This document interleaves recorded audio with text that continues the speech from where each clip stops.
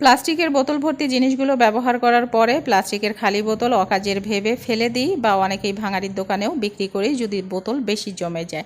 তবে আপনি জেনে অবাক হবেন, প্লাস্টিকের খালি বোতল কিন্তু অকাজের নয়, এটা দিয়ে আপনি দামি মূল্যবান কাজ করতে পারেন। আজকের এই ভিডিওটি দেখার পর ভুলেও কখনো আপনি প্লাস্টিকের খালি বোতল ফেলে দেবেন না। এটা এত বেশি ভালো লাগবে, আপনার দেখা মাত্রই খুশি হয়ে যাবেন, ভালো লাগবে, ট্রাই করতে ইচ্ছা হবে এবং আপনি ভীষণ উপকৃত হবেন।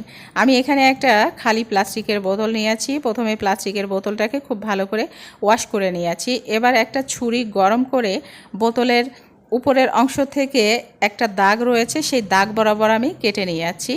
আর একটু ভালো করে শেপ দেওয়ার জন্য কেচি দিয়ে সমান করে এটা কেটে নিচ্ছি। প্লাস্টিকের খালি বোতলটা তো রেডি করে নিলাম। এবার একটা ঝুড়িতে আমি কোরবানির মাংস পানি ঝরিয়ে রেখেছি।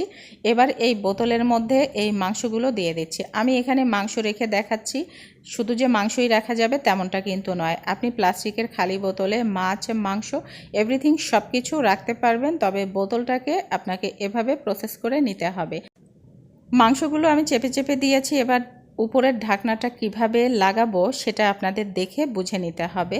উপরের ঢাকনাটা ঠিক এইভাবে দিতে হবে এবং হাত দিয়ে প্রেস করে ভিতরের দিকে ঢুকিয়ে দিতে হবে, তাহলে এটা টাইট হয়ে যাবে।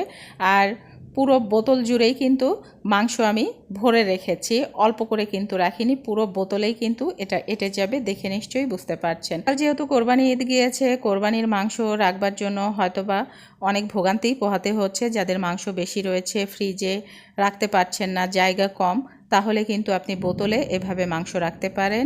জায়গা কিন্তু সেভ হবে, অল্প জায়গাতে অধিক পরিমাণে মাংস আপনি রাখতে পারবেন।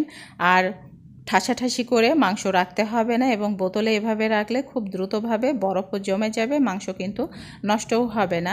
আপনার বাসায় যদি অনেক বেশি পরিমাণে বোতল থাকে, ছোট বড় বোতল মিলে আপনি মাংসগুলো ভরে রাখতে পারেন, তবে বোতলগুলো খুব ভালো করে ওয়াশ করে নিতে হবে। খুব সুন্দরভাবে এভাবে আপনি বোতলে মাংস রাখতে পারেন, জায়গাও ফ্রিজে কম লাগবে, অনেক অনেক মাংসও কিন্তু রাখতে পারবেন। উপরের ঢাকনাটা কিভাবে আমি সেট করে নিয়েছি দেখে নিশ্চয়ই বুঝতে পেরেছেন, এটা কঠিন কোনো কাজে না, আপনারা ইজিলি এটা পেরে যাবেন। যখন ট্রাই করবেন দেখবেন আপনার কাছে অনেক বেশি ভালো লাগছে। আর ফ্রিজের জায়গা কিন্তু কম লাগবে, অল্প জায়গাতে আপনি অনেক অনেক মাছ বা মাংস রেখে দিতে পারবেন। ছোট বড় বোতল সব ধরনের বোতলই এভাবে কেটে আপনি এটা ট্রাই করতে পারেন। আমি ফ্রিজে বোতলটা রেখে দেখাচ্ছি, এটা যখন বরফ বা ঠান্ডা হয়ে যাবে বোতলটা কিন্তু আরও শক্ত হয়ে যাবে।